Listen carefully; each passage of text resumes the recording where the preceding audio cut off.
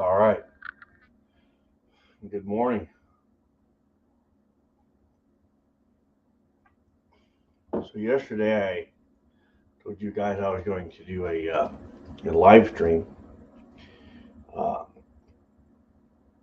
working out, and then I was going to do a live stream loading workshop. Um, I turned those around. I didn't like pumping iron this early. I gotta have my coffee, you know. So I want to make sure that I'm live and well. Let's see. I should be live. I got one on. That could be me. All right.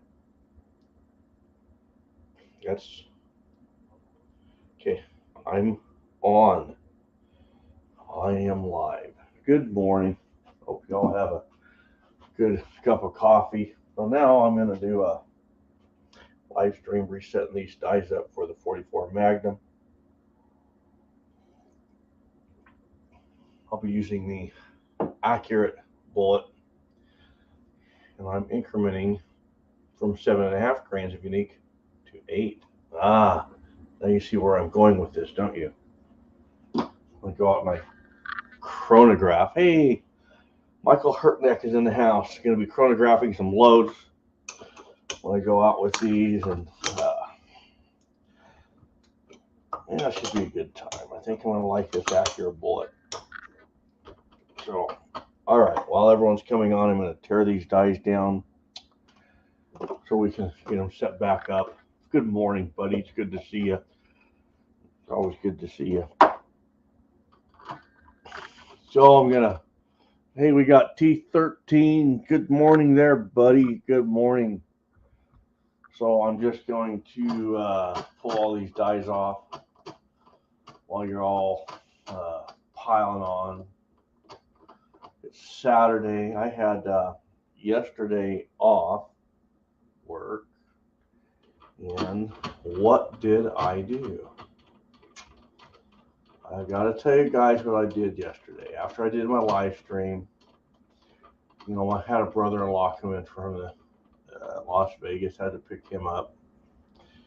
But past that, Miss Highboy and I, we kind of drove around. Ragnar Adventures in the house. Everything's good in my neck of the woods, and you keep your neck of the woods. You keep your neck of the woods tied down. I got mine tied down. We'll be okay, brother. Yeah. You on the other end. I'm on this end. We're safe. Okay. We'll protect our sheep, right? So anyway, I'm gonna tell you guys this, and I must warn you before I tell you this. Don't be drinking anything, okay? Okay, I'm gonna give you a chance to drink your coffee and put your cup down, okay? I'm gonna give you 3 seconds. 1, 2, 3. Okay, so I scored on 5,000 large pistol primers yesterday. Right now, anyone drinking is going, what? And this week, I nailed 14,000 primers.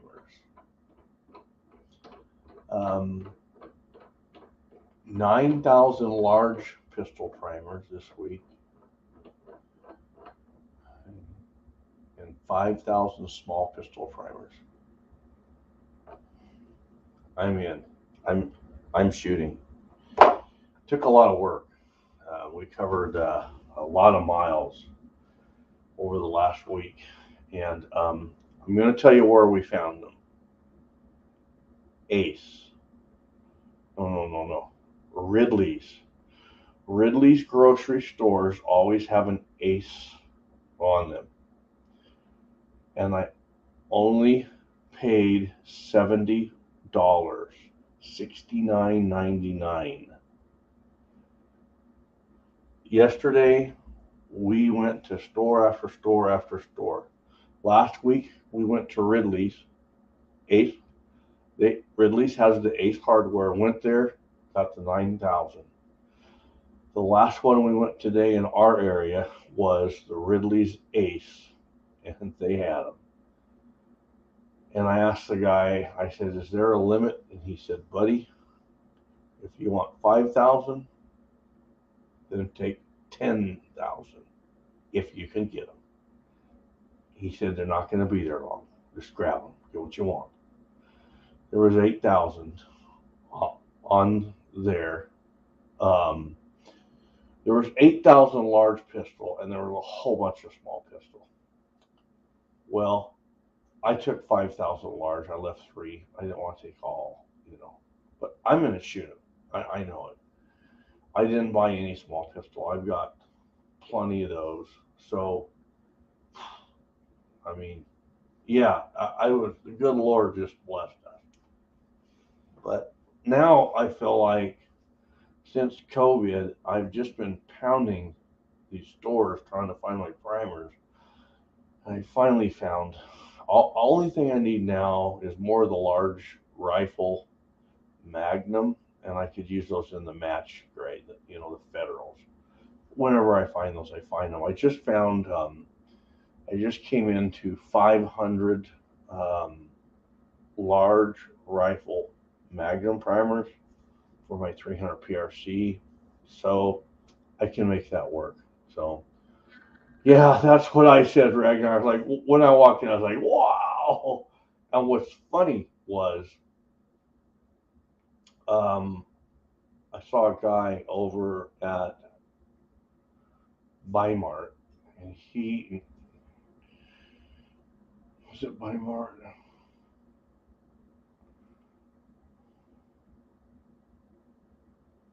No, D&B. I went to so many stores. D&B Supply.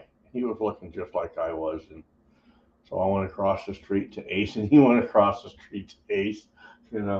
So that's what you got to do. You got to dog it. So I can't tell you how many miles we put on our truck to find the primers. So all right. So a few things that I have going right now. Sorry guys, my eyes are watering. I'm working up these loads for 44 Magnum. But what I'm also working on, and I'm going to show you this, because as of yesterday, or maybe last week, I don't remember, I've had some questions. On my brass and how I clean it and why I do it the way I do. So all of this brass tumbled overnight. Now I'm going to show you. Let me grab something. If you're going to get in a tumbling, you need to get a hair pick like this, okay? Now guys, come on. This isn't for me, okay? Can we all kind of agree on that, okay? And I hope not, because as filthy as it is, if that was coming off my head, oh my gosh, I would be pretty embarrassed. Okay. If you're going to utilize a vibratory tumbler with dry media, get yourself a pick. You want to pick it while it's vibrating. It's like silk, and you can turn it. And what I do is I come out about every hour that I can, if it's like going during the day, and I'll pick it. Like if I started at night, I'll let it run for about 15 minutes, and then I'll stir it with the pick, and then I'll try to do it a couple more times before I go to bed, and then it runs all night. I find that when I run a pick through it, it does a better job, okay? So now, why do I do this, okay? There's a couple reasons. One, I ran these last night. Okay, are you with me? I ran these last night. Guess what? this morning after I lift weights, I get to start loading them. I don't have to wait for them to dry. I don't even have to mess with that. All I'm going to do is put them in my separator and separate them, and I'm running out of the chute. Okay? The other thing is these are silky soft. I'm running this. That means on these 45 auto cases, when I run those through my Dylan, they're going to be smooth. Smooth, smooth, smooth, smooth, smooth. If I wet tumble those, I'm going to have to dry them. And now that it's getting cool, that's going to take even longer to dry. And I'm going to have to lube them before I put them in my Dylan. These are lubed. These are ready to rock and roll. So what I'm saying is I prefer dry tumbling because once I'm done tumbling, I can go right into reloading them. I don't have to wait all that extra time drying them. Okay, so that's why it's my preference, and they turn out really nice. I mean, some guys are really surprised that they turn out this good, but if you do a good job of dry tumbling, they'll turn out amazingly well. Ragnar Adventure says he does the same thing. I'm going to just tell you guys this. I'm going to just tell you this. There is a bit of a disease going around social media. First off, I'm going to say there's nothing wrong when you want to take your brass and make it look super fancy. I think that's fine. That's not on my list of wants. I don't ever care about that. I don't ever care about how shiny that is when it goes into my rifle. That doesn't come into the equation. Okay. What comes into the equation for me is anyone that's wet tumbling, when they go to the range, they got to come back. They've got to decap. There, you're spending time decapping. And then you have to wet tumble. And then you have to dry. And you got to mess with the pins if you're using pins. Okay? Now, I want you to think about this real hard. Actually, it's really simple. If you dry tumble, you go to the range, bang, bang, bang, bang, bang, bang, bang, bang, bang, bang, bang, right? Pick your brass up, go home, throw your brass in there, put a little bit of this in there, get it going, stir it with the pick after 15 minutes. During that 15 minutes, you've been cleaning your gear, cleaning your guns, getting everything situated. An hour later, you have everything put away, your guns are all clean. You stopped this, separate it, take those cases, walk right over to your Dylan, and sit there and load, and you are ready to shoot. What didn't you have to do? You didn't have to decap them before you did this, and you didn't have to dry them. You are ready for the range. For me personally, I ask myself a question. Do I want a really nice looking finished cartridge to look really good to put into my rifle, or do I want to shoot? And that's the problem. A lot of reloaders, they came because they wanted to shoot. But then they get hooked into what this looks like. And you know why they get hooked into that? Because some guy did a video talking about how important it is to clean this 20 ways from Sunday so it looks like a brand new Harley Davidson. Well, guess what? it's still a used piece of brass. Doesn't matter what it looks like to me, right? So just think about that. Don't let yourself be a victim of everything you do has to be so perfect, because when you're wet tumbling, you're taking out the, let's just call it the viscosity abilities of that brass. That's why some guys, when they're running and they're dealing, it's sticking. So now they got to stop and put some lube on that, and that gums the work of their case feeder up. I don't have that problem. Guess what problem I have? Getting back to the range. That's my only problem, is getting back to the range. Ragnar Adventures, 100%. 100%. Okay? Ask yourself, when you started reloading, why did you start to reload?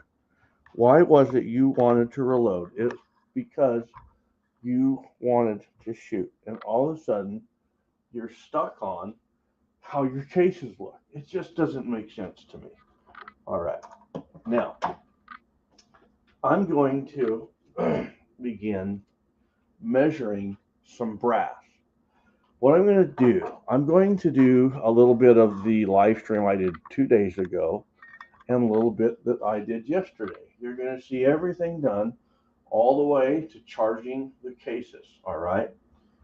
So I'm going to be drinking a cup of coffee, and I might have to take a break to go get another cup, which means you guys can take a break, okay? So now I'm going to try and explain this to you as I go, so you have a perfect understanding. You see that that needle is on 80. Just remember 80, just to make it simple. 80, okay? Now I just want you to trust me, okay? Okay, this is an 85. When they're not 80, I will show you. That's an 85, okay?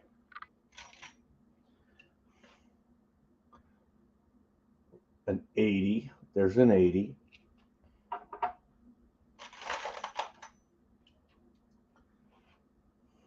There's an 80. I want 11 of these. And now, 74,500. So we have 10 thousandths difference in length between those two cases. Now follow along.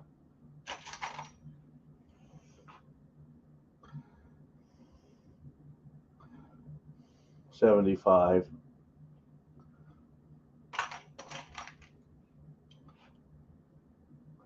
Good old 80, another 80. So what I'm doing is I'm pulling the 80s out to use them. If I'm a thousandth low or a thousandth high, like say 79 or 81, I'm not gonna snicker over that. Okay, I'll take it.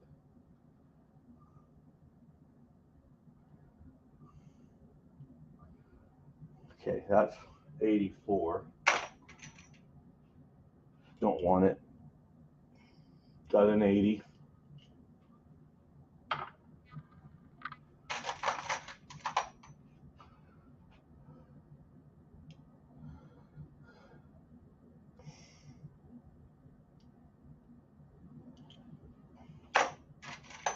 Was almost 83. Okay, I'm going to show you this. I have between 72 and 73 on that one. So now we have 13 thousandths between this one and that one.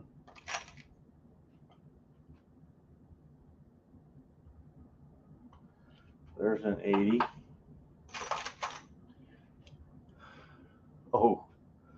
Oh my. 70 thousandths. You see what's happening here?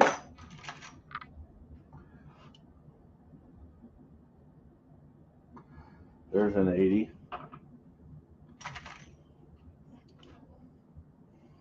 Whew. 67.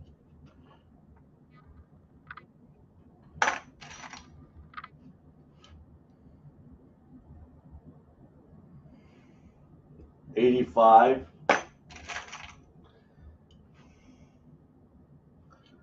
70, 72,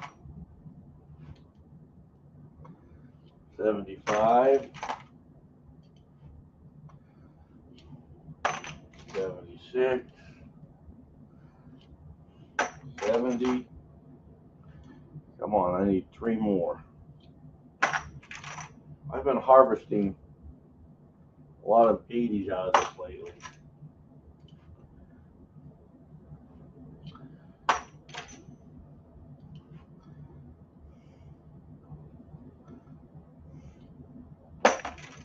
We'll get them.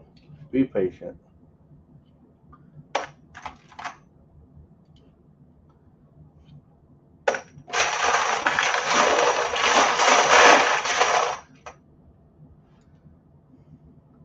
Ah, there's an 80.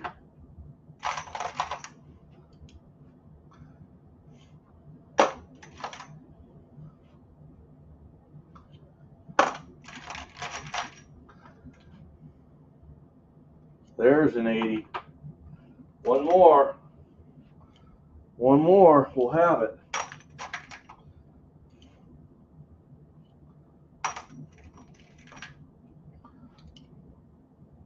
Ah, I'll take it. It was a thousandths off. I'll take it. Okay.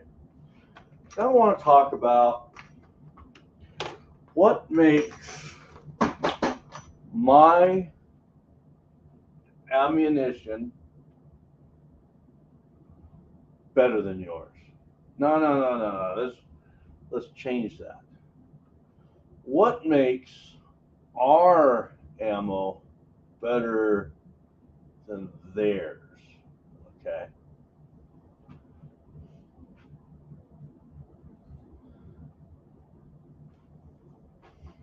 Is it looks? Ooh, he's a good reloader. Wow. Okay. If I would have taken all that brass and put it right into here, I would have had case cartridge lengths in between. Okay, there's 63, 86. 16 thousandths difference in between my lowest and my highest. Okay. The cannelure on our bullet is right about 20 thousandths. So that means if we're at on our taller bullets, let's say 90% to the top of the cannelure, which I'll show you this on the dies, how to set that up. That would mean your shorter cases, the roll wouldn't be in the cannelure. That would mean some of your rounds, one, might be a little difficult to chamber because the roll is actually pushed out. It can't get into the cannelure, okay? And the other thing, we have a 17 thousandths difference from the shorter cases to the longer cases, which is going to affect your amount of case mouth expansion. That's also going to affect how we crimp, the level at which we crimp. Now, what is the most important thing to uniformity in your cases as far as setting dies? Like, the most important thing to uniformity of the cases is that we all have matched cases. That's why these are king when you have them new. What's king is when you go to Starline, do you understand that when Starline makes these, they're in batches. So if you get all your cases in one batch, they match. That's king. That's the gold. As we deviate away from that, they get, now we're going to have inherent inaccuracy and performance issues.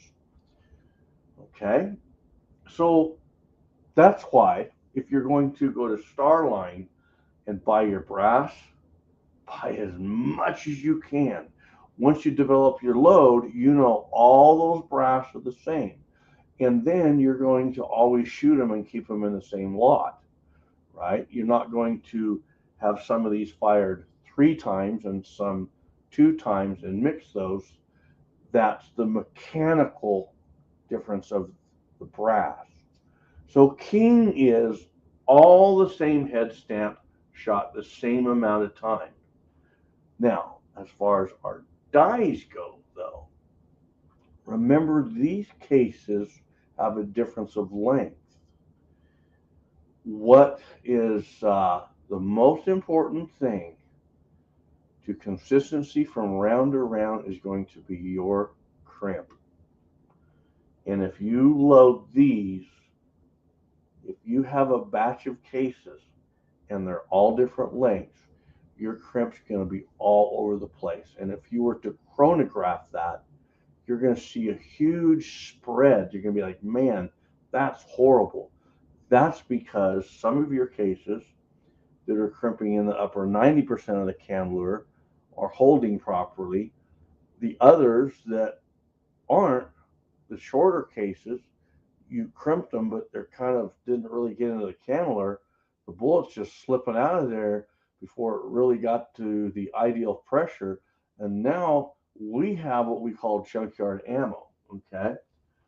Okay, so now I'm going to tell you this. Let's say, hypothetically, someone said, hey man, tomorrow we're going shooting, you want to go? And you said, oh man, I'll be there. And you didn't have anything loaded up.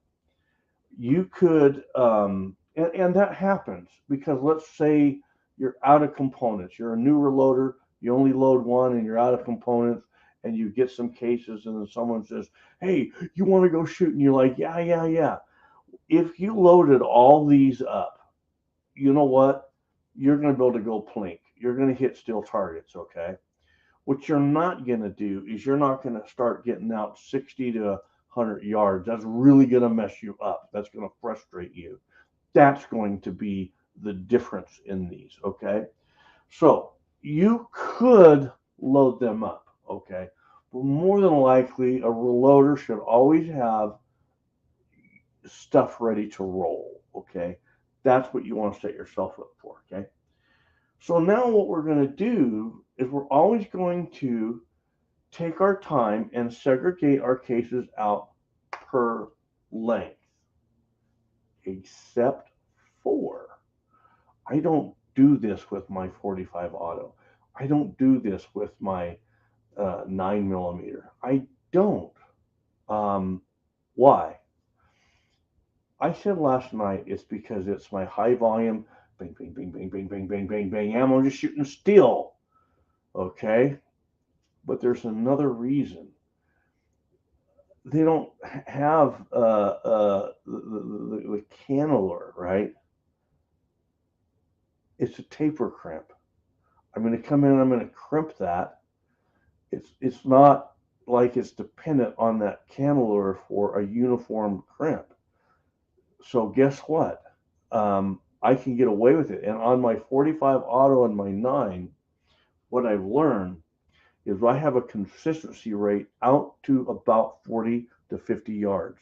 Once I start kind of getting out there, I start seeing this deviation. And in my mind, I tell myself, if I did more of this with my 45, I probably would increase my accuracies further distance out. I could be more consistent, okay? You just got to play with it. But I have never done this with my 45 auto. Now, I don't trim cases. If you wanted to go and trim all these longer cases, even with your shorter cases, there's nothing wrong with that. I just don't have the time, okay? So we have our cases. Okay. These 2 cases we're going to put back.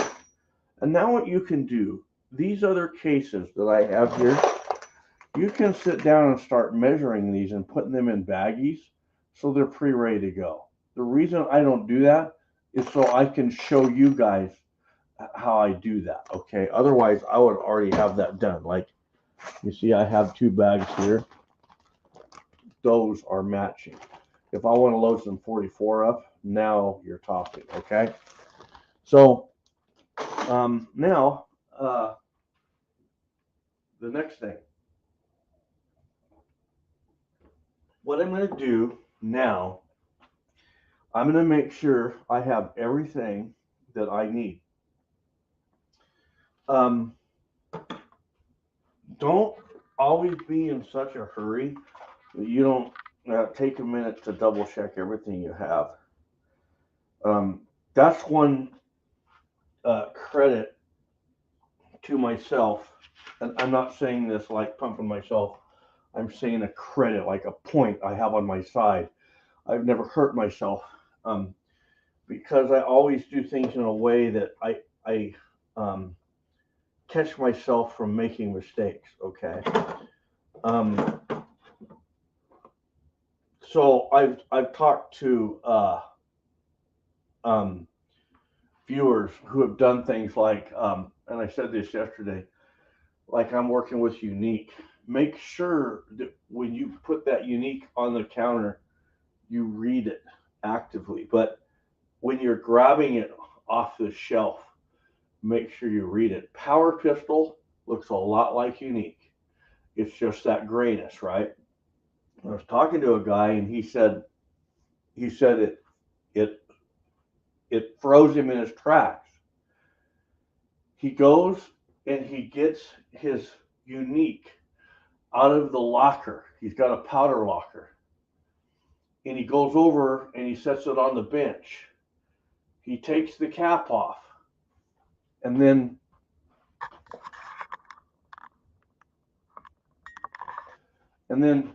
he goes to pour it in, and it's Power Pistol. He said, I looked in there and I saw the Unique. He said, but I was kind of watching the TV, and what he said, he just grabbed it, right? And then he realized he just was not paying attention. So now he's got Power Pistol sitting where it should be Unique. Okay, it can happen that fast. But what we want to do at this point in the game, and this is what I do, okay? I have all my components, okay?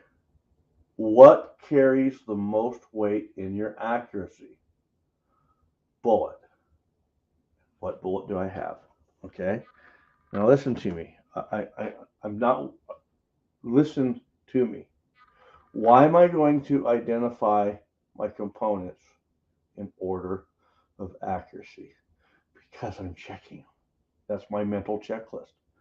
The bullet has more to do with your accuracy than the case, the primer, and the powder combined.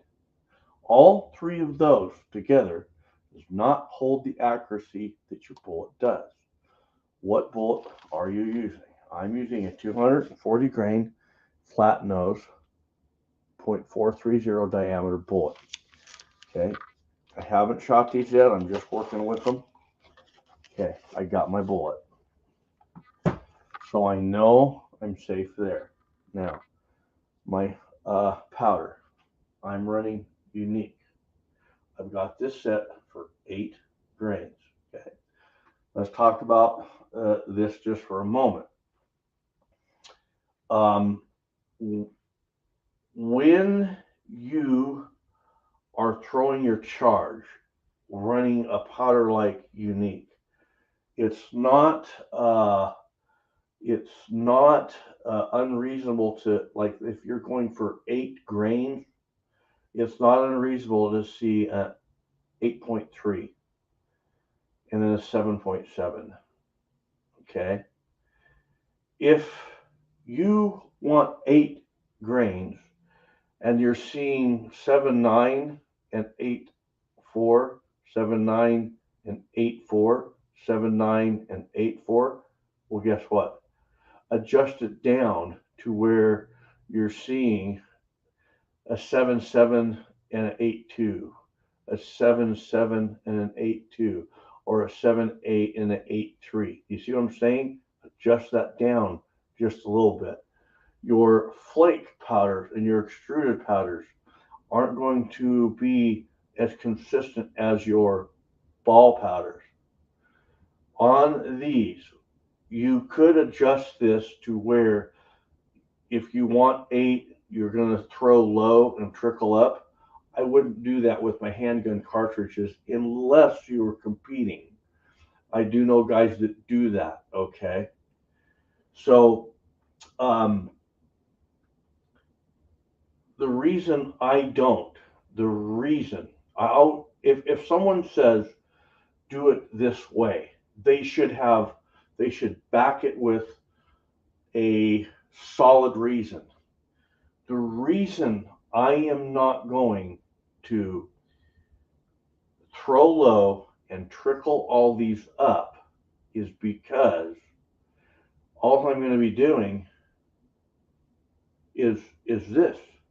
I'm not going to have these on a bench. If I was bench resting these, game different. But then I'm going to have new cases. Oh, King, the same lot, new cases. These are range cases, and I'm going to go chronograph them. I'm not going to throw low and trickle up because when I come back, I'm not going to run these that way. I want to chronograph these just as the picture I'm going to be running these in, okay? So if you are bench resting and you want sheer premium shots, without a doubt, I would trickle low. I would throw low and trickle up, but I would be using all the same head stamps shot the same amount of times, okay? Preferably through the same revolver, okay? Depends on how picky you want to be, okay? So on your unique, don't freak out if you see a half a grain spread. Okay? But the other thing you got to keep in mind, you look at a rifle, the front optic to the rear, and now we got a handgun. And rifles have this thing called optics that we add on. Now everything we do here for our rifle is now throw low, trickle up. But because of our short sight radius on our handguns, even with that half a grain difference, guess what? It's going to perform better than we can because of two factors. Two factors. Ready? One, short sight radius. Two, how stable are we here? That's going to put more into what your performance is than that half grain ever will. That's my opinion, okay? You got the right bullet. I have unique. Read it to yourself. You know, when you read it out loud, you might go, H110. Okay, have the correct powder. My brass. I just went through all my brass. My primers. Okay, I've got my primers. Now, I'm working with magnums. This doesn't require magnums. You say, well, Highboy, why are you running magnums? It's because a long time ago, a shop went out of business, and I got thousands of these. So I just use them, okay? What's the difference between, okay, what do you call a primer that's not a Magnum primer? You would call that a standard primer. As an example, these are Magnum primers. They're not standard primers. Okay? You with me? Terminology. You guys know I'm big on terminology.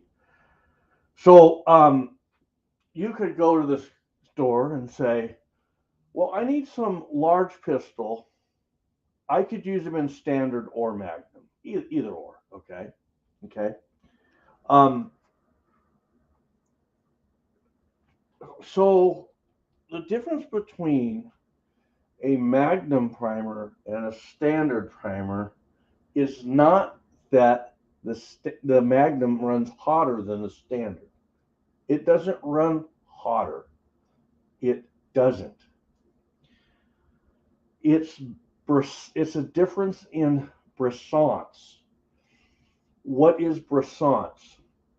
Brisance is the shattering effect of an object.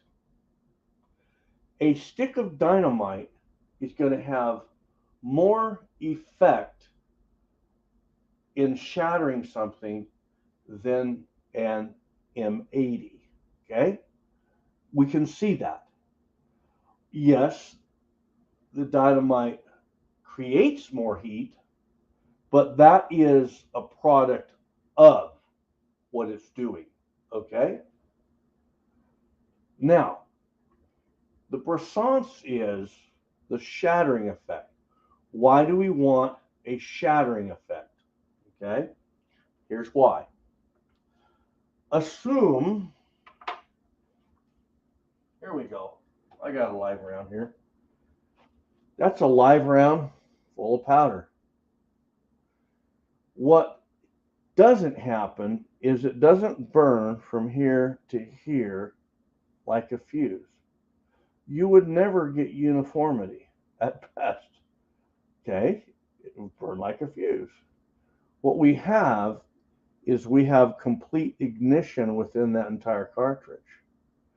That's what we want. So that means when we hit this primer, okay, and it ignites, we want the whole thing to ignite. So what happens is it shatters the powder. It shatters the powder, and think of what's in that primer as spit. That's the best way I can put it. The more refined the spit is, the more even it goes and the further into the powder. Guys, we spit. We can grasp that. This is not holding a flame against the back of that powder. This is not, what's a flame? Heat. This is not putting heat at the back of that cartridge case. That would probably blow the gun up. It would be a weird, it would burn from here to here and it would have a super weird spike. It just would burn funky. So what they do is they put deterrent. What's deterrent?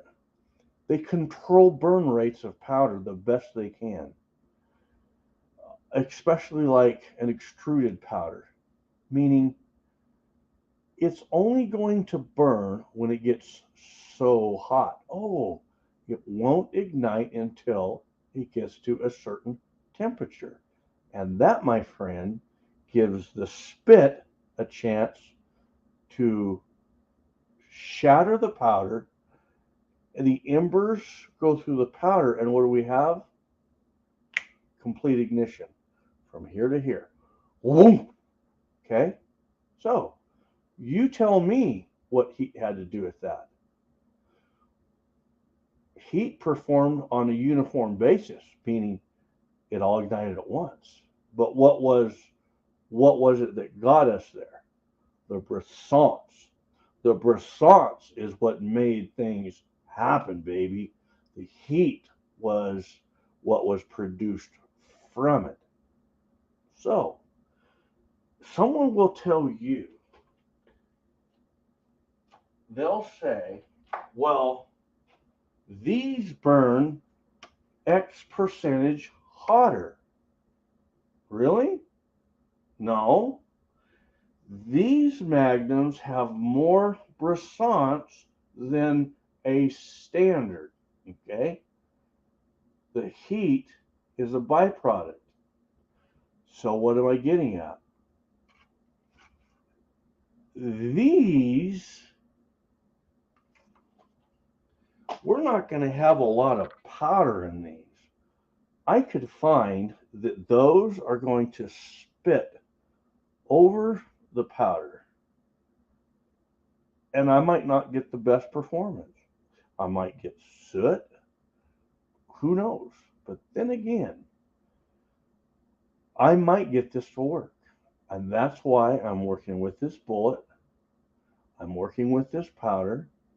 If not, then I will, what I won't do is I won't switch to a non-magnum primer. What I will do is I'll switch to a standard primer, okay? So in your vocabulary, we now have brisance, the shattering effect of an object, right? Think of a stick of dynamite blowing a rock up versus an M80 blowing a rock up.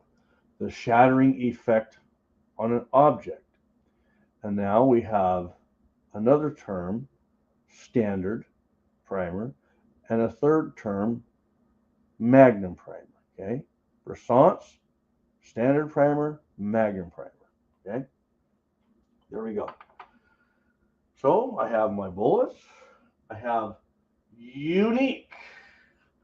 I have large magnum primers. Read it. And then I have my brass. I'm ready. Everything's right. I have this set to my 8 grains. I'm ready. First die. Okay. So our brass, I've already decapped these. By the way, when you dry tumble, if you get a little of this corncob media stuck in those, I just go through and pop them all out. But if you get one little piece of corncob media stuck in there, primer's just going to blow it out. Okay. Ask me how I know. I've tried it. Okay. So because the primers are removed, I don't have to have my decapper in here.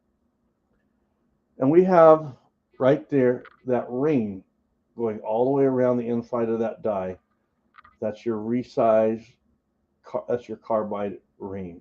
Okay. On your steel dies, make sure your cases are clean. Okay. Now understand something. Okay. Understand this.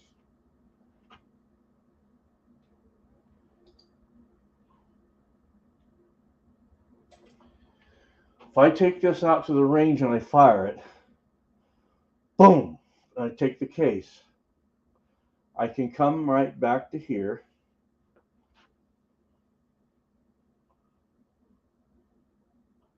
I can do a very good job of wiping it down, making sure I have nothing on it, okay?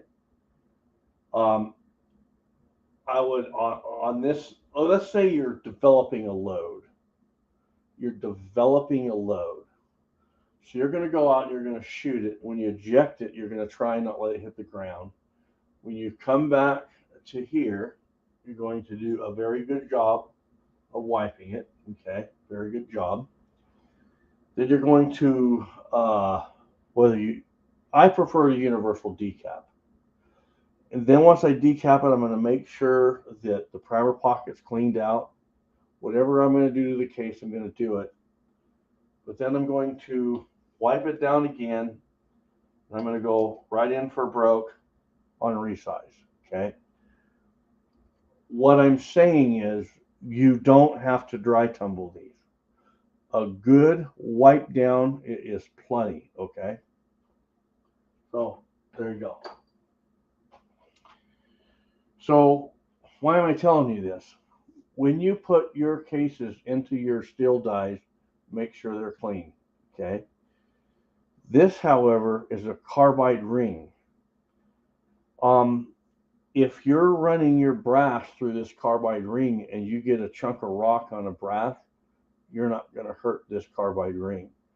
If you took that carbide ring out of there and you ran it on your grinder, it's impervious to the grinder, okay?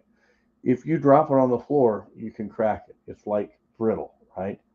But it's so hard, it's harder than your grinder wheel is, okay? So we're going to put that in there like that. We have the correct shell holder. We're going to run it all the way up. Now, I'm going to get you guys down and close. Here we go.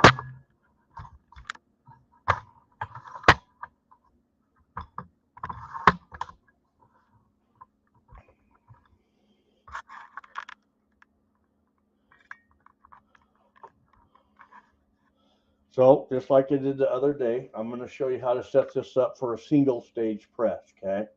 Your single stage press, you're going to come down here like this.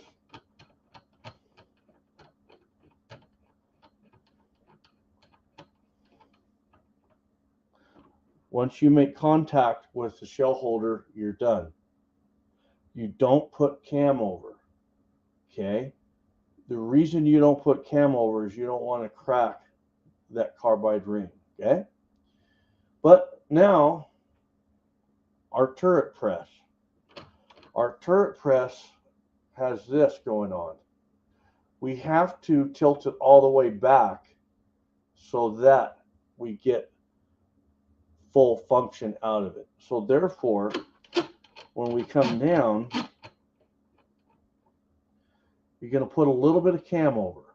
I'm going to drop my ram, turn my die. See that die stand up? And what I'm feeling is right there, that turret is going back. That's what you want. Once it's all the way back, it's at a perfect 90 from here and the back. That's what we want. But you don't want solid cam over, or you're going to mess that that ring up, okay? So now we're going to go ahead and tighten it.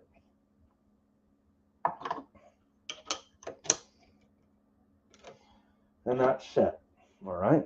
We can take our first piece of brass, run it up. Kai Ludwig, it's good to see you, brother.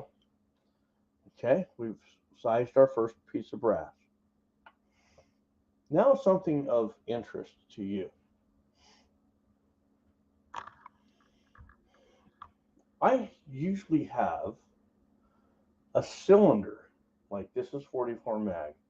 So I would have what I would do is I would have a little cloth towel and a cylinder. And I usually have a stainless steel cylinder in case I drop it. I've never dropped a cylinder that way, but I would be sick to my stomach. But I'll have a stainless steel cylinder.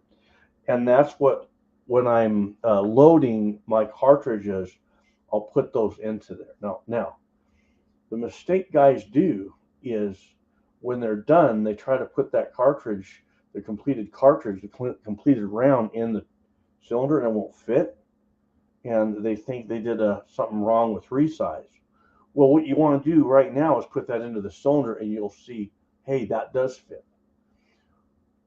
Where you're messing up is somewhere along the line, you bulged that, and then it didn't fit. What you want to do, your first few, put them in the cylinder after you resize them. That's your verification that you have this right. Okay, so at this step in the game, run 2 or 3 of those through your cylinders, and you're like, all right, that works. Okay, now we're going to do our next die, expander die. And once again, I remove them without removing the. Hang on, guys.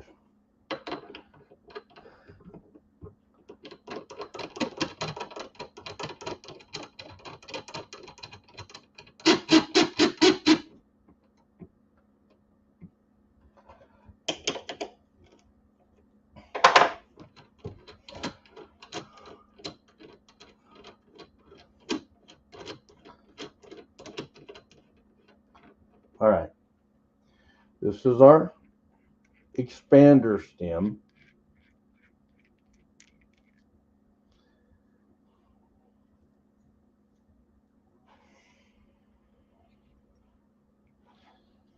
This is the portion that enters into the mouth. It's rounded for ease of entry. If someone said, well, why do they round it that way? Simple. Ease of entry. Okay? From here to here, that's your neck tension. All right?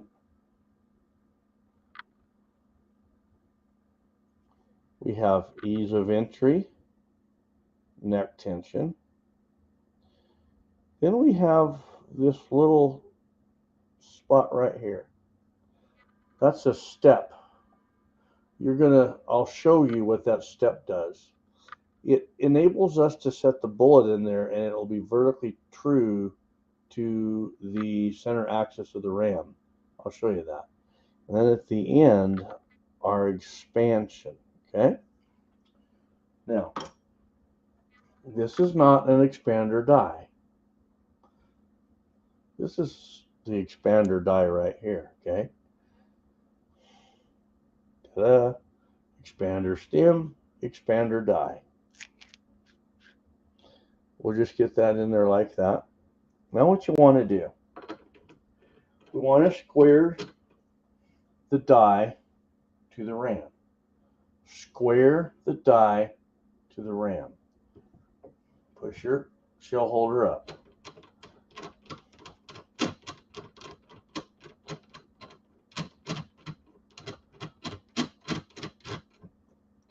Now, I'm going to square it. Cam over, squaring it.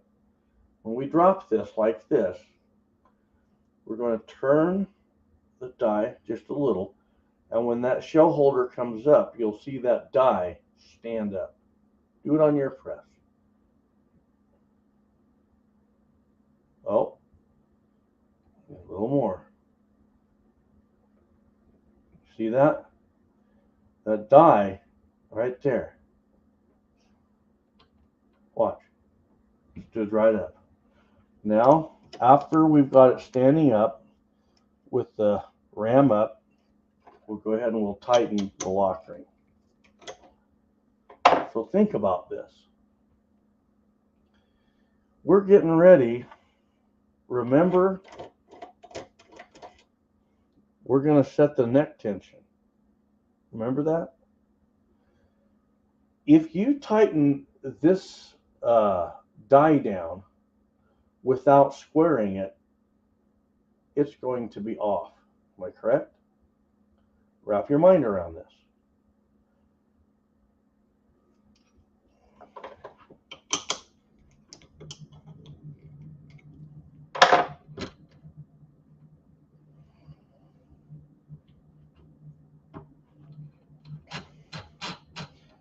We just come down there like that, and I tighten this. You see how sloppy my threads are? When I tighten that, it's going to lean in the threads. It's always going to lean. That would mean that this is going to be crooked. That would mean this is here. And with this crooked, you're going to come into it. The head will remain flat on the shoulder, but your case body is going to bend. Aha! That bites you. That bites you. Why is your ammo better than the next guy's? Here's why.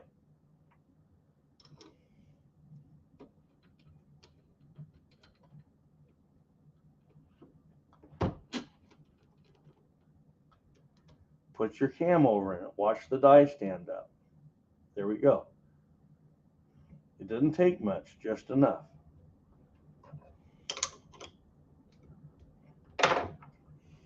So now what we're going to do, we're going tactical thud, buddy. It's good to see you, man. Okay, just note 50 for a plated or a jacketed bullet. We want 11 thousandths expansion. For a cast bullet, add 2 or 3 onto that, say 13 to 14, maybe 15. 15 is really pushing it, okay? So what we have to do is we have to expand the mouth of the case so we can slip the bullet in without shaving it, but there's something else. Remember I said that after we size our case, we put it in the cylinder and it fits.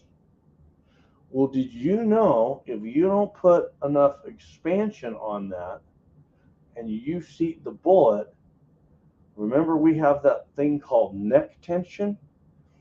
You're going to slide that bullet into there and you're going to accordion that brass and you won't see it. And now, if you didn't square this die and you didn't give it enough mouth expansion, it's not going to fit in your revolver. You're like, well, what did I do wrong? So now what we did is we set our die up correctly, so we're perfectly straight, okay? And we're going to make sure we put enough expansion on that to where when we seat the bullet, we slip it in like silk and we don't compress it from the mouth to the head, okay? So it's going to go something like this.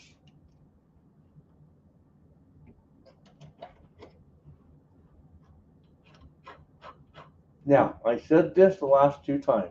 I always have guys ask me, how do you adjust your stem and come into the thousands on your expansion or seating the bullet? They say you don't ever hardly go over. How do you do that? Okay. The reason I do that is we're going to start off with large turns, okay? So watch this. Okay, I'm going to run this down. I'm touching the brass. We're at the point where the ease of entry has went into the mouth, and now the neck tension portion of that expander plug is now making contact with the mouth of that brass. That's what's happening. So now I'm going to start out like this. I'm going to do 4 half turns, and I'm going to measure it. Nothing's happening. I'm going to do another 2 more half turns. I'm going to check it.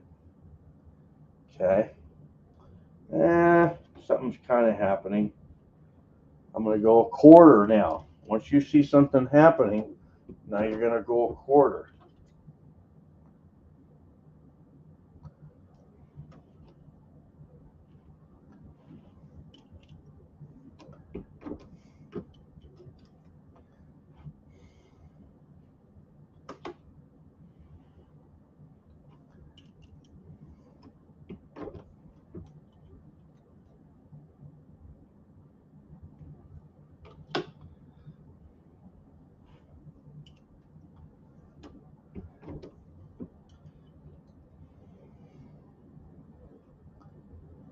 Okay.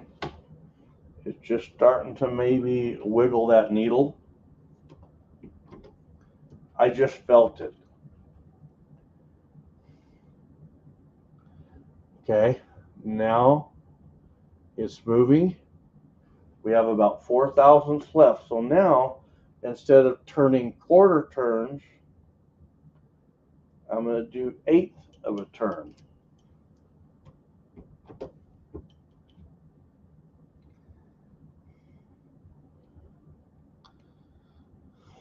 Okay. I have 1,000ths more to go. So now I'm going to do a 1/16 of a turn.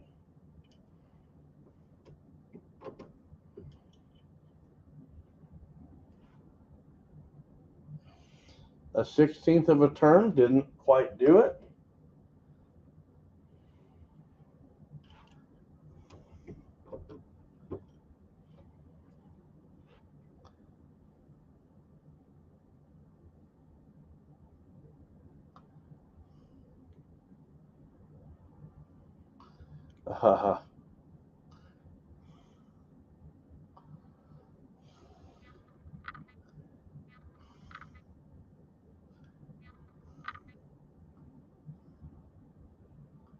Okay.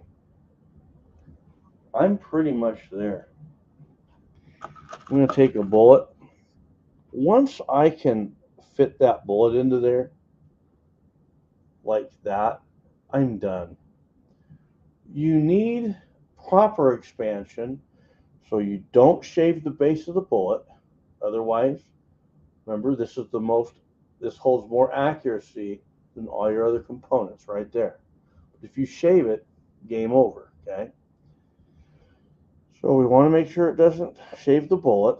We also want to make sure that we're setting ourselves up so that when we seat that, we don't wrinkle the sides like an accordion, okay? That's really nice. So now that we have that where we want it, I'm going to run the cartridge case up.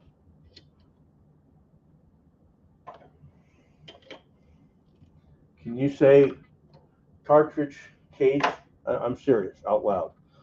Cartridge case. Cartridge case. Why do I say that? That's a cartridge case. What's this? That's a dummy cartridge or a dummy round. This is a completed cartridge or a round. Guys, I'll call this a bullet. Sometimes I will. But proper terminology really tells us what we're dealing with. Okay? So there's our cartridge case. Now, next die. Seat die.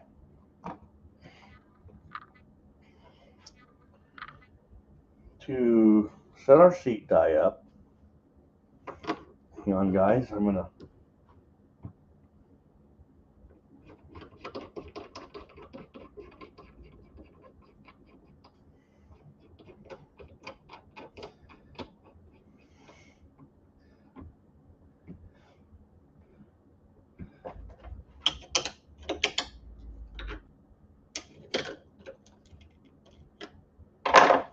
there.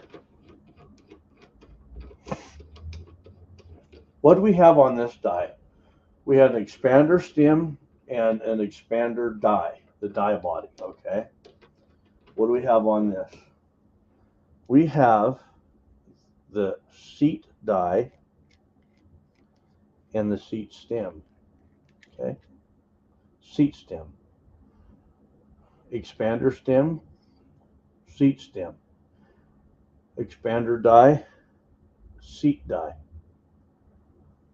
resize die, okay? All right. Okay, I'm gonna get something here. Hang on.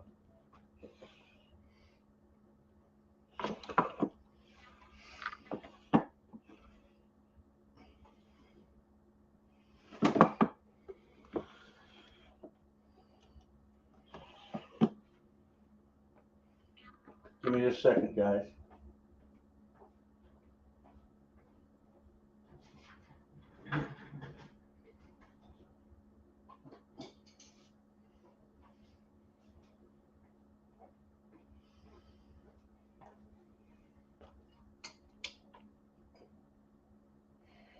Okay, I gotta find a way to make this so you understand it. Am I correct? We squared this die, and then we squared this die, and now we have to square this die. The problem is, if we square this off of that shell holder, we're going to be crimping. We don't want to crimp with this die because we're going to use this die, okay? Much better die. I put all the links in the description box below.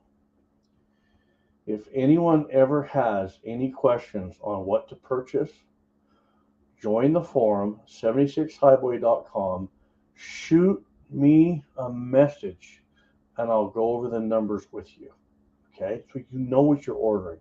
I check my messages daily on the forum, so I would help you. Or text me. A lot of you guys are on my phone. So this die, we don't want to go too far down, right? The last two videos, you guys saw me use these so that would help me with my clearance, which you don't have these. You don't have those, okay? But let me tell you what company has, you know, what did I just do with it? Oh my gosh. Oh, here it is. This is a shell holder extension. Hornady sells them. A shell holder extension. So what you're going to do is remove your shell holder, put the shell holder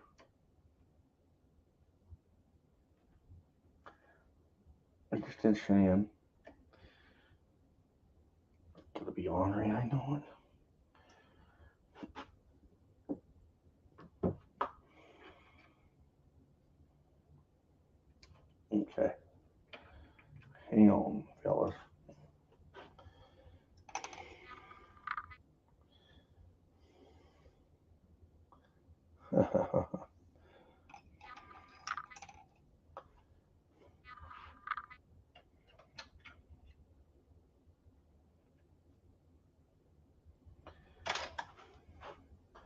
Somewhere here, I will have the correct Allen wrench.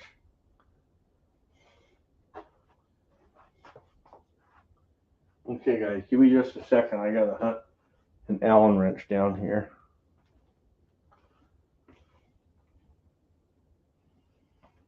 This is crazy.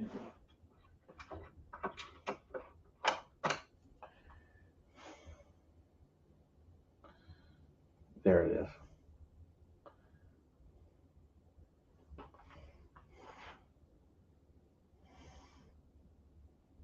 Thread it out. Place your shell holder in there. Thread it back in.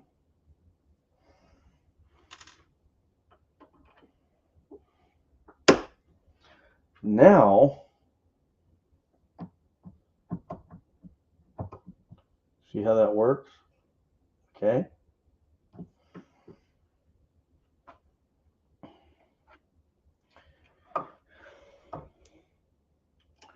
Now, if I fumble through this, just bear with me. Okay.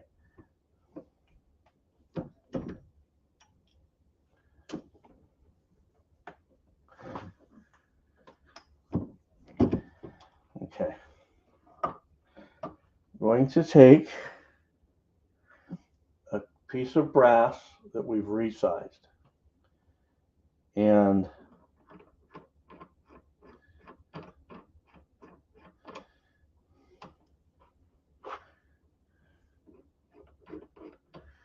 okay.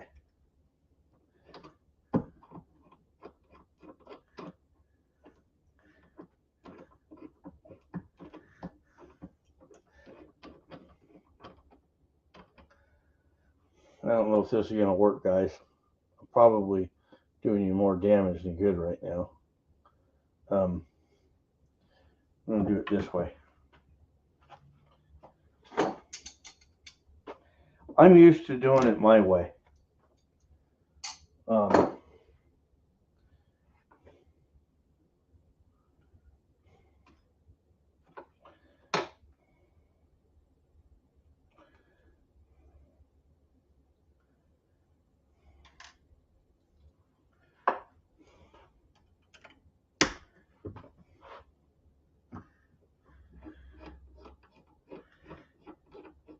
Okay, with your shell holder in there, you're going to run it all the way down, okay? That is going to be your crimp position. You don't want that. So we're going to back it off, okay?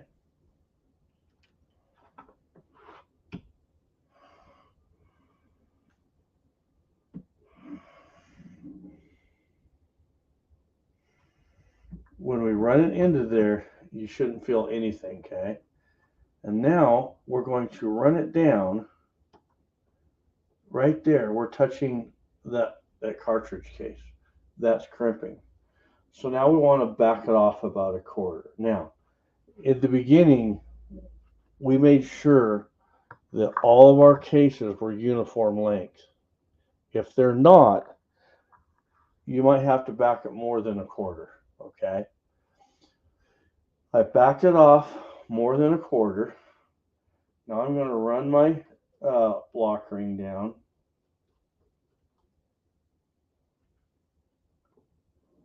And now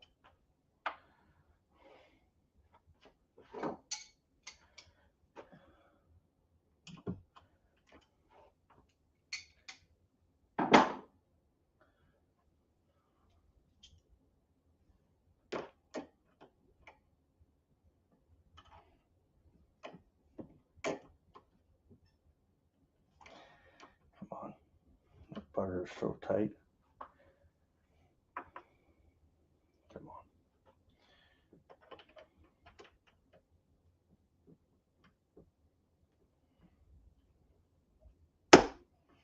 Now we can run that up. You can put the shell holder on if you want. You don't have to. Now I just stood that die up. With it in the up position, we're going to lock the lock ring down. Okay, there. Now we're true. I'm going to come here like this. I'll pull that back off. When you're done with this, make certain that that little set screw, run it in there like that, okay? And put this up. Don't lose it. Okay. Now I'll put my standard shell holder in and check this. Check it before you go on. Okay, we're good. So now what I'm going to do,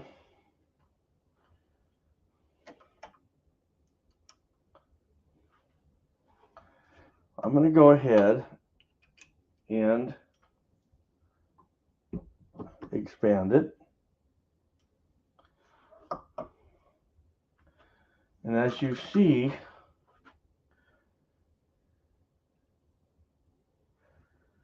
now I want to talk about this. I told you I'd explain that step. This expander had a step in it.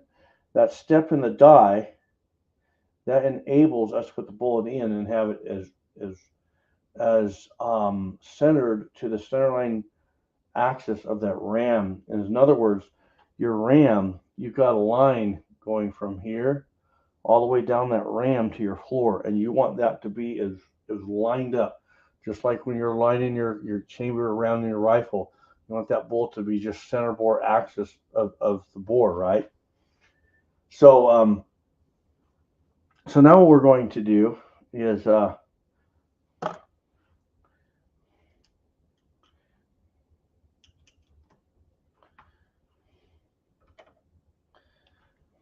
we're going to go ahead and prime these. With the dies set up the way they are right now, I'm going to go ahead and resize and prime, okay?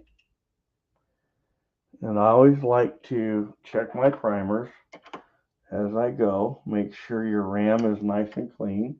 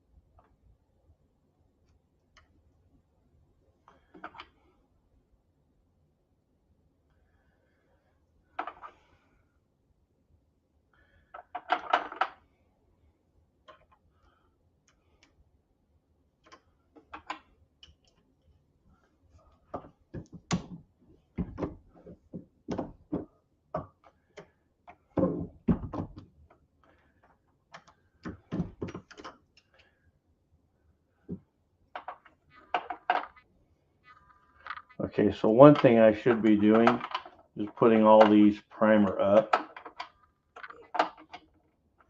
Sometimes when you're, you know, kind of like constructing on this level, you kind of get sidetracked. And I kind of, you know, we all know something. We're human. It's pretty easy to get sidetracked, right? So you want to kind of remove all those variables that sidetrack you. You want to remove those if you can.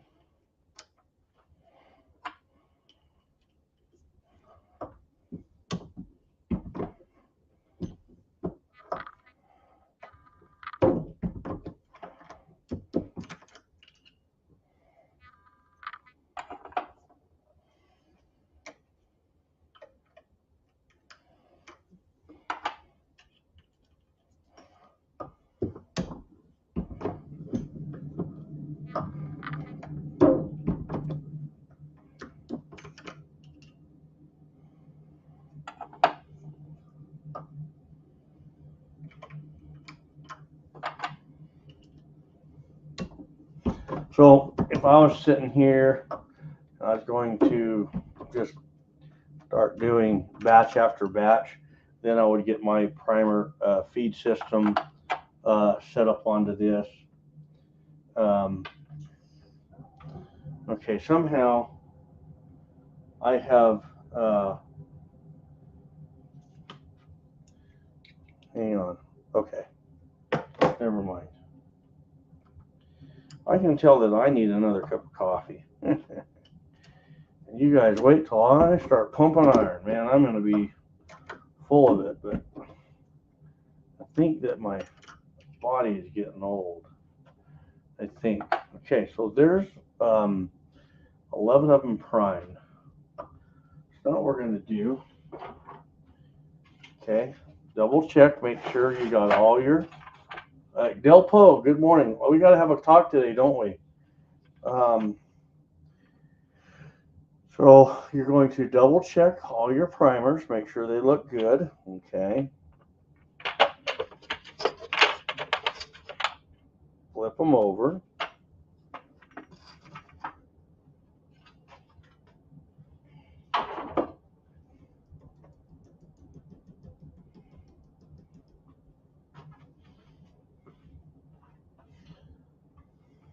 Now, on your powder, when it's sat for a little while, you want to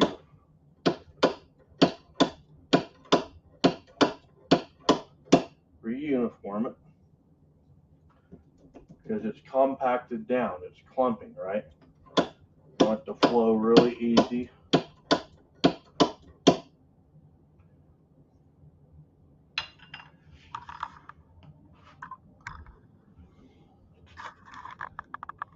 This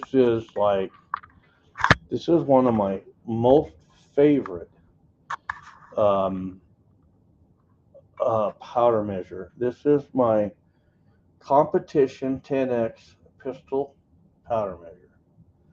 This thing is freaking nuts on how consistent it throws. Okay, I love this and my my BR30. Oh my gosh, I love my BR30 for my 223, my 3030.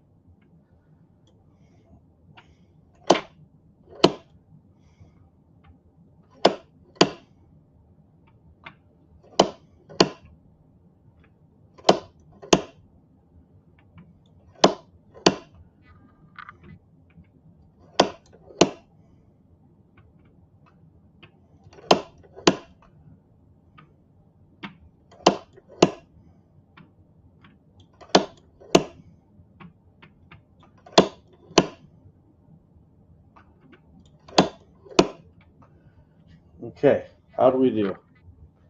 All right, so what we're going to do now that we charged our cases, what we want to do is we want to take a sneak peek in our cases, okay?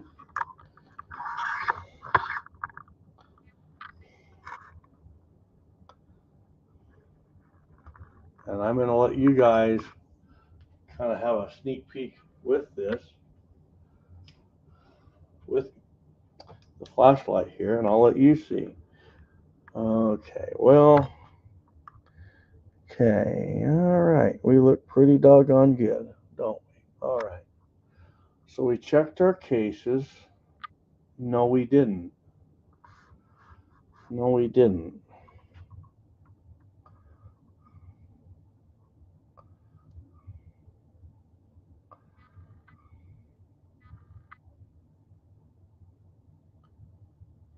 Remember the word actively? Actively check?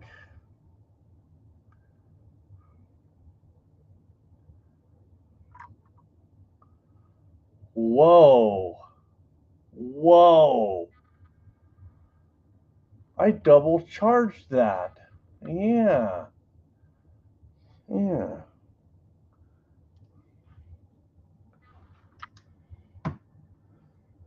I purposely double charged that.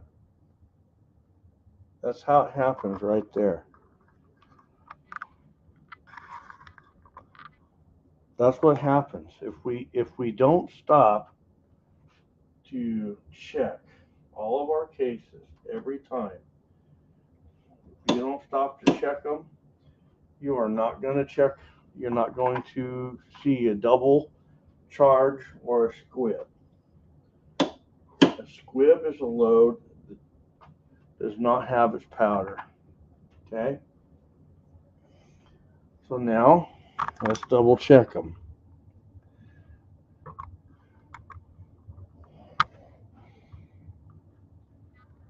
Powder. My view is much better than yours. Powder, powder, powder, powder, powder, powder, powder, powder, powder, powder, and powder. Now, pardon me, guys.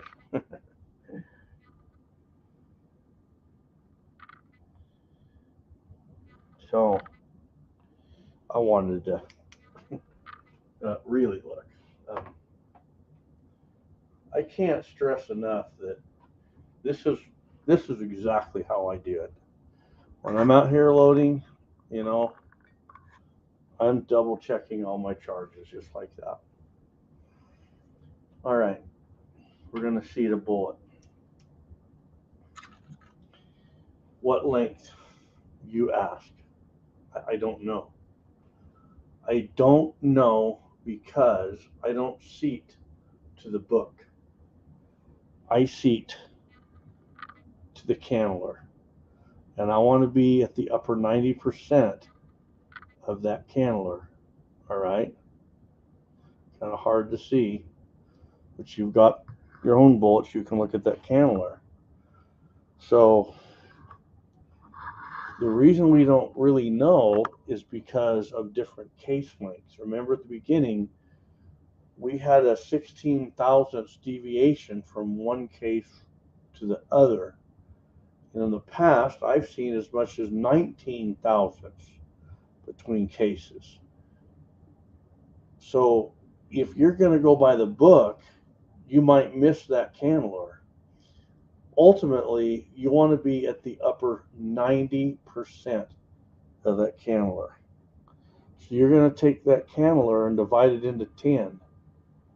There, you see it there? Divide that into 10. And now the mouth of the case should be somewhere close to that top 10th without overshooting the cannular. Okay? So we're going to put our bullet in there.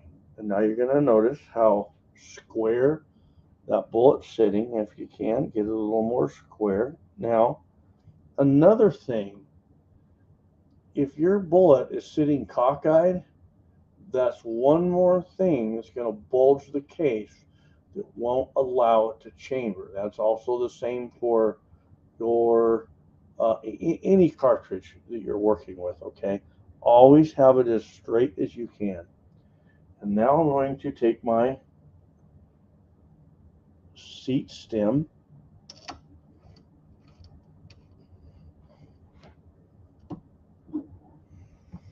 Gonna run it down till we make contact with the nose of the bullet. Gonna lower it.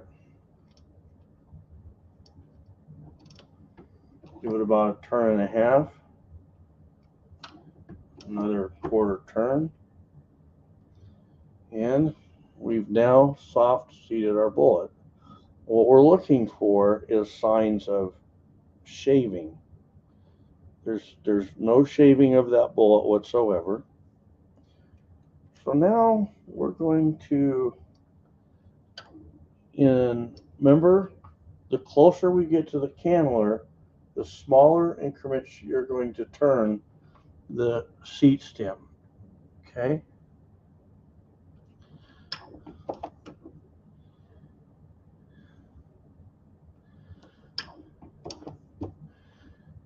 Now I've got my left hand in my pocket. I'm all relaxed.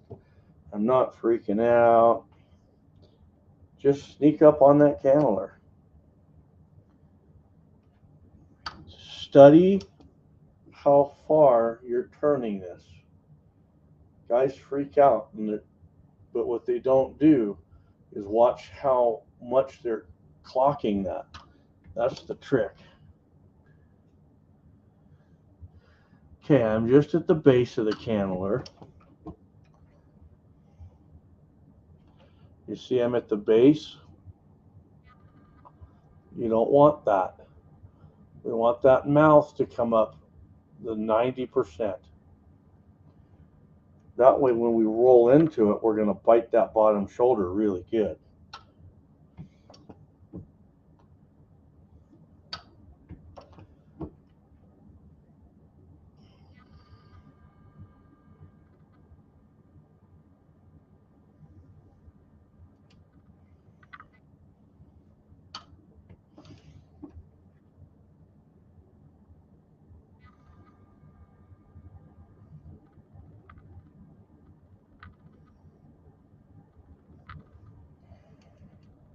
Look how little I'm going to turn it.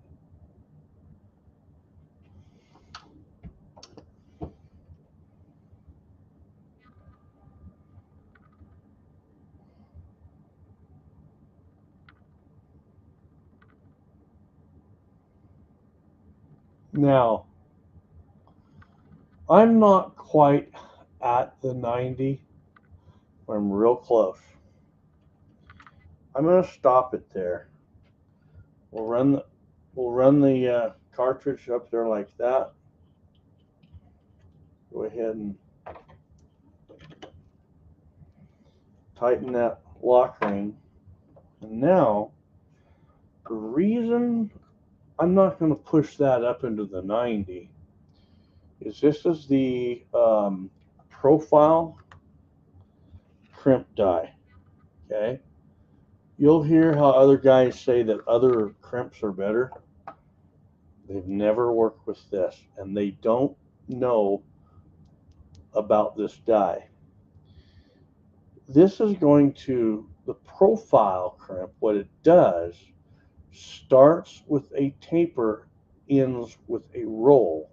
But as it's tapering, it uniforms the mouth more straight around the cannler so you get an even roll, and you'll see it.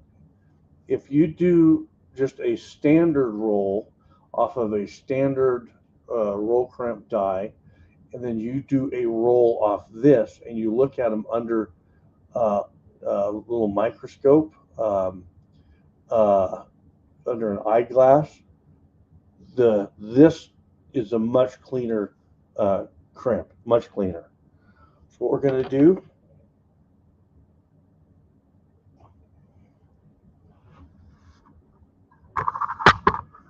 and I really stressed this last night, I'm going to stress it today. We're going to do a really good job on this, okay?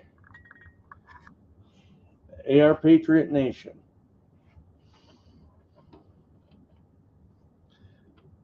See how you have wiggle in that die?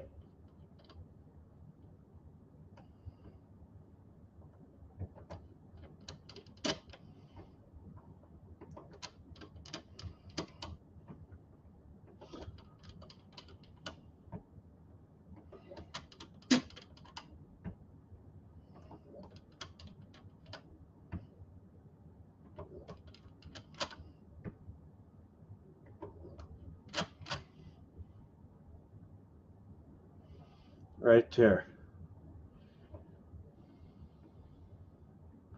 Okay, I'm locked in. I could feel it on the handle. I can feel it there. Now what we want to do,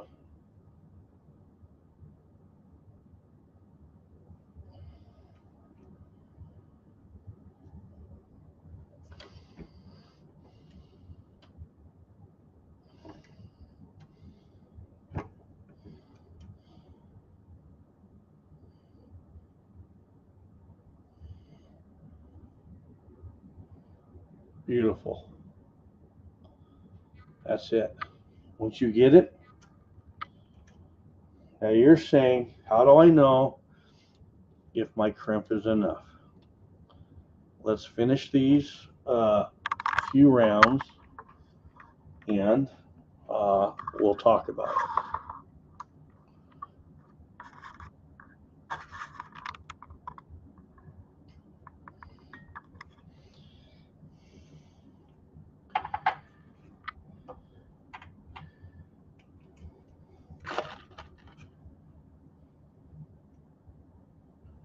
Get your bullet straight.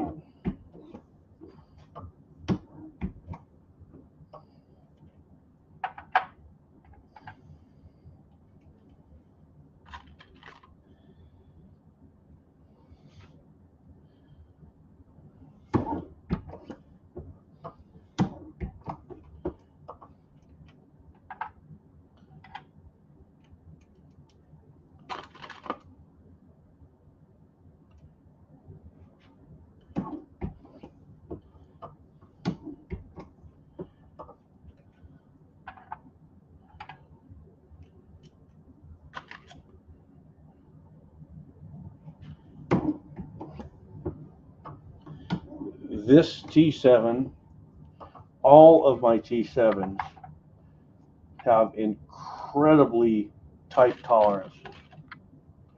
I love them. I wouldn't change anything about these. They're just the most ideal setup. This is my #1 most favorite press in life right here. I love it.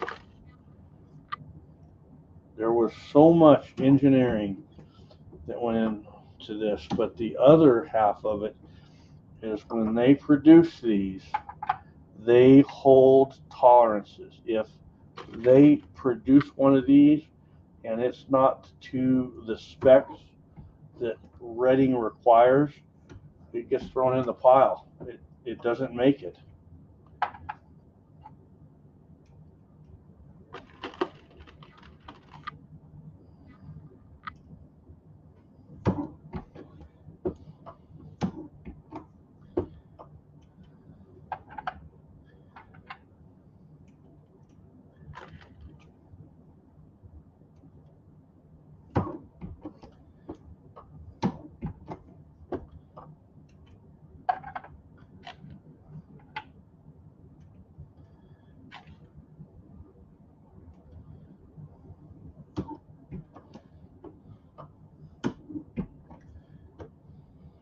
Okay, there we are.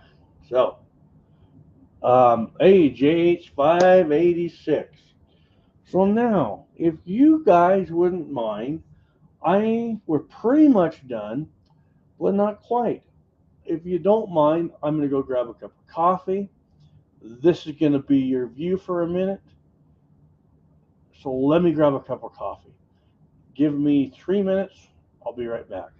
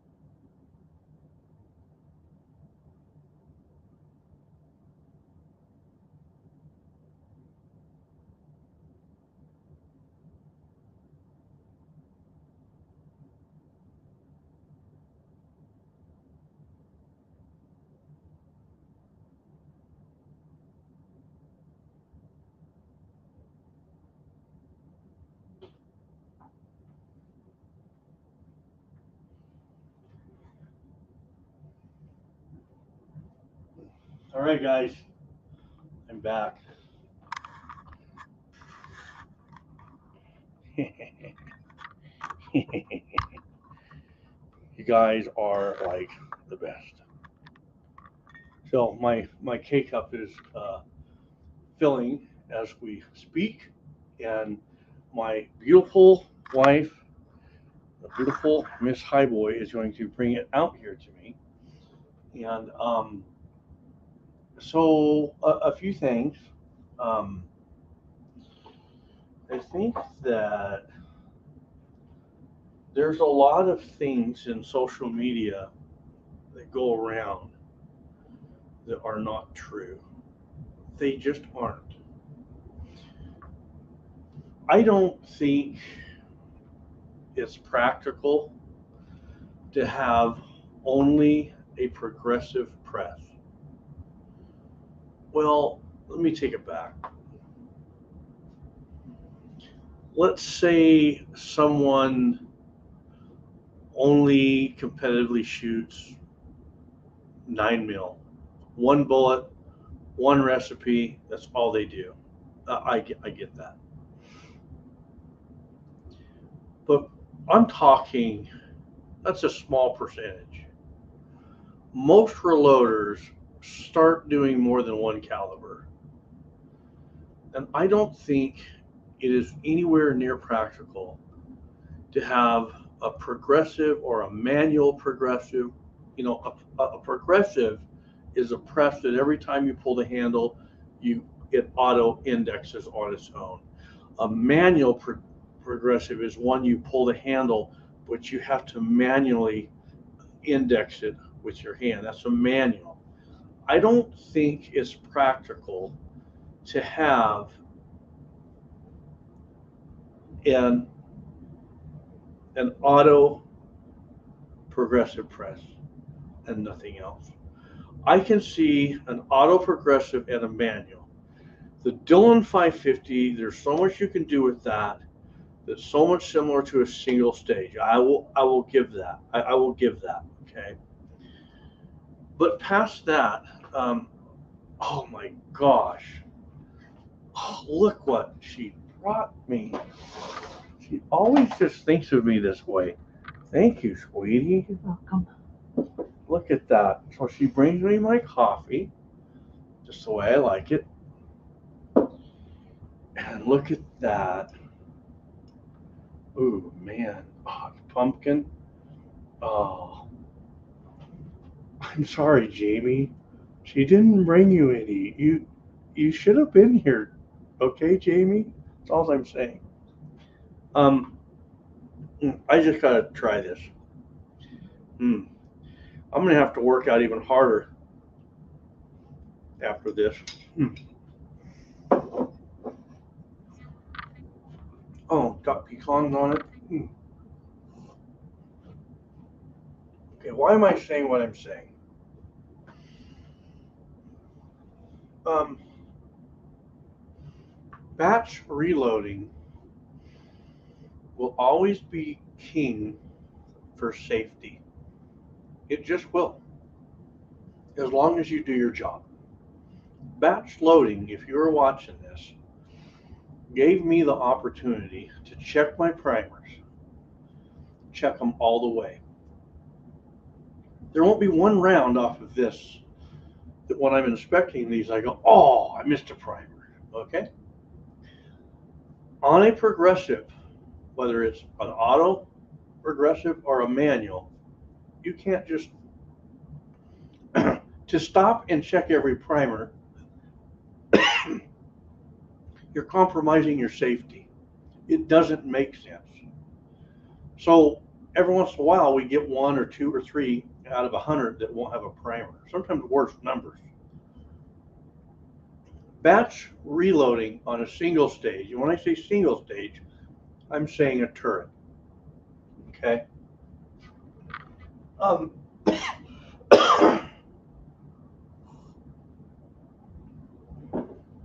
the other thing it does, it gives me the ability to double check every charge.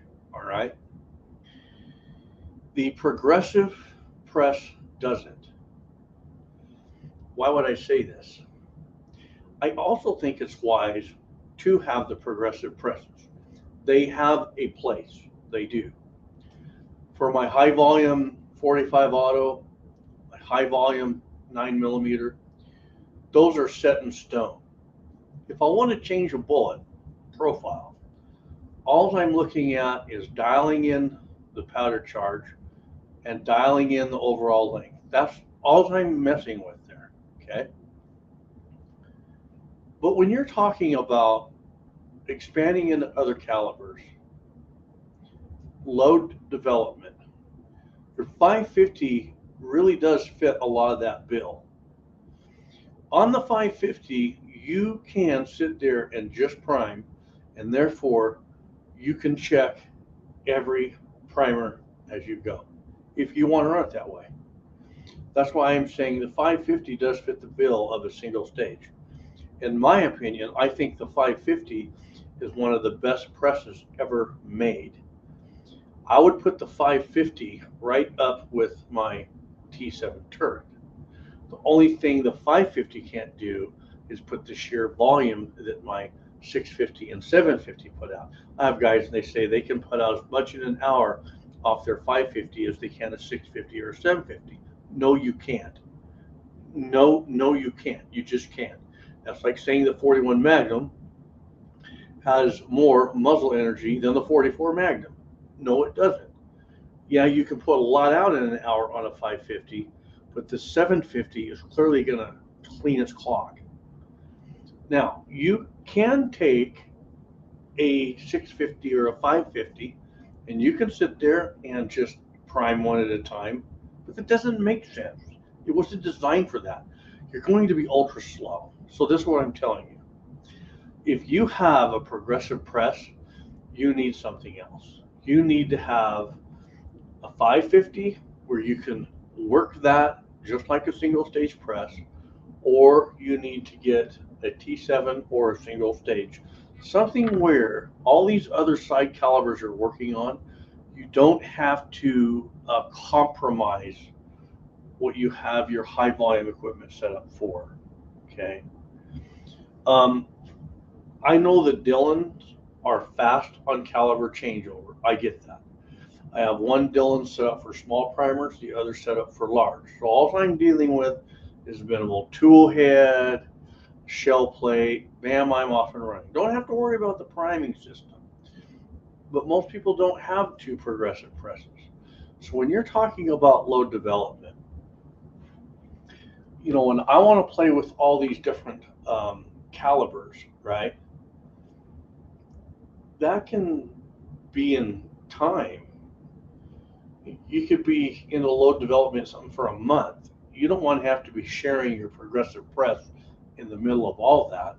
You want to have that progressive press ready to go for when you're ready to use it and utilize your load development on whether it's 550 or your turret or your single stage. So what I'm saying is you need another alternative where you can batch load, so you can check primers, make sure you've got them all seated, make sure they're looking good, and so you have the ability to check your powder to make sure you did not end up with the squib, or you didn't end up with a double charge. All right.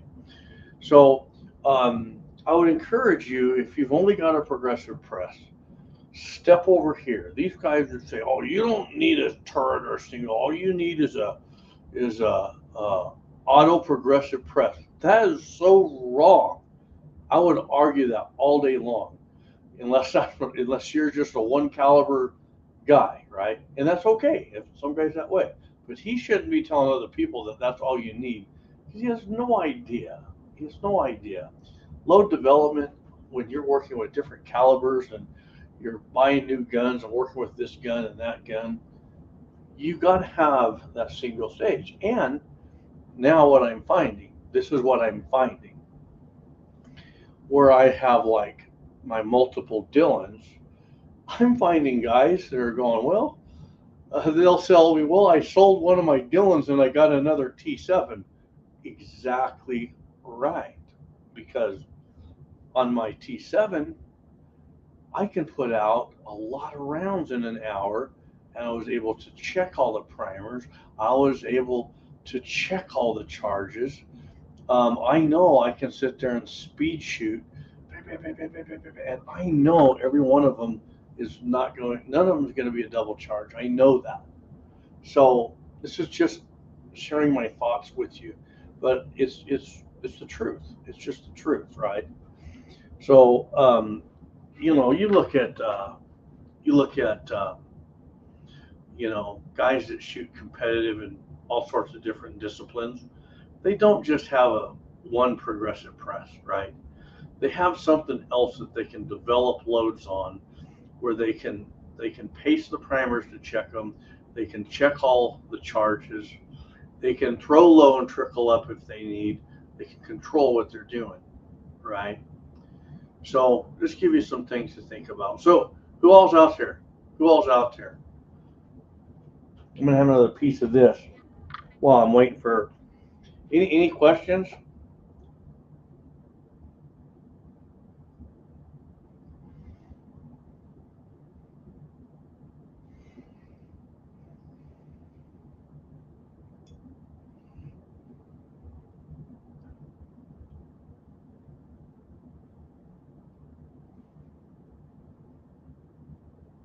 Mm. You're all out. You all went to the range, huh?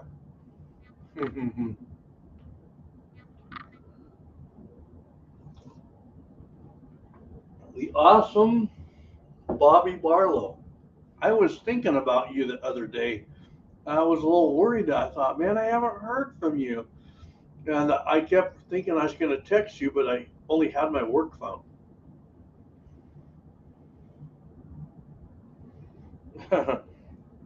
Elliot was making coffee. Well, it sounds like what I was doing.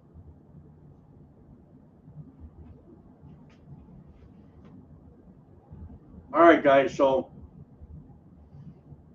I'm going to strike a live stream up here shortly. I'm going to do some chest and triceps and shoulders. It's going to be so pathetic. I don't even bench press that much, but at least I do it, right? And I got to work this off now.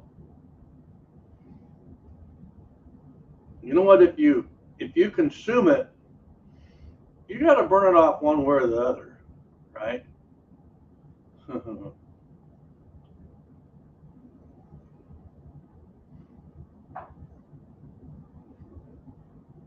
I owe Del Pogue a conversation on the phone. I'm just sitting here watching the comments, guys.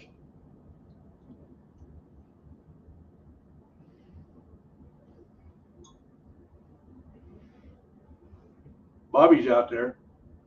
AR Nation's out there.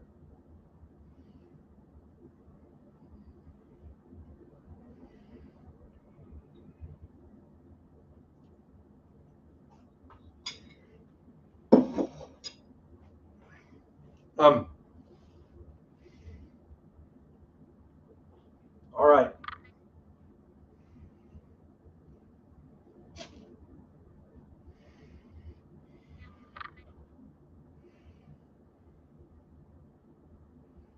Yeah.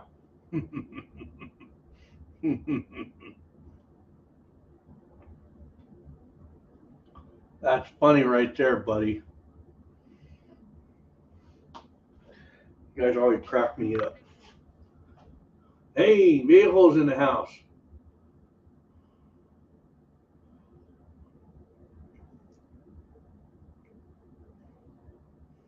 All right, we had Michael Hurtneck, T13, T13. We had Ragnar Adventures, G23. We had Motor 953.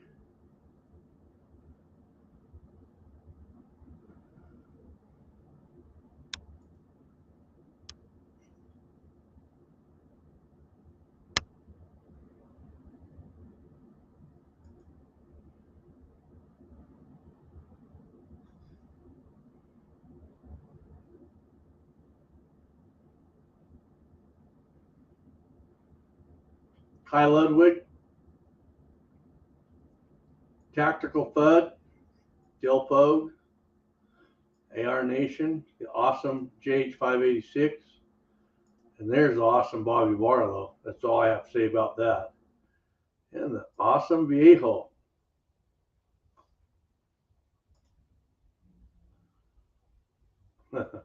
Okay, guys.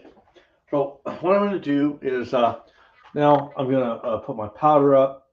Make sure I'm going to put my last few primers up. Make sure you always pick your stuff up. You know, stay organized. Put your things away. You know, I don't. I'm huge on not buying things twice. You know.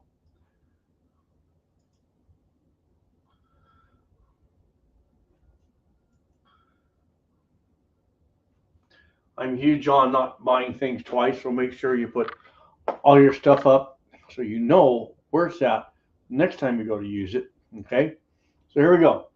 I want everybody to type. I want everyone to call someone else out in the list, and I'll call you out. Okay, call someone else out on the list. Tell them to have a good day, and I'll call y'all out. And shortly here, after I get all stretched out, I'll do a live stream workout. And don't be laughing at me.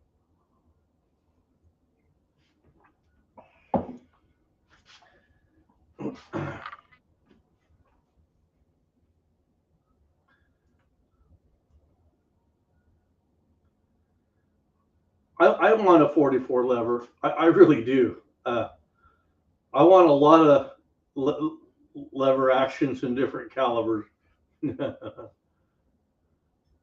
you go, Bobby Barlow. Okay.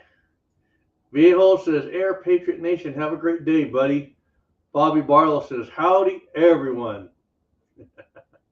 He's always ahead of us that way. JH says, Del Pogue, make it a great day. I like that. Make it a great day. That's great. Anyone else? Give you a few more seconds here. All right. I hope you go out and do some shooting today. I'm kind of thinking later today I'll go do some shooting, or tomorrow I'll go do some shooting and some chronographing. So here we go. We are out in 3, 2, 1. We'll see you guys on the next.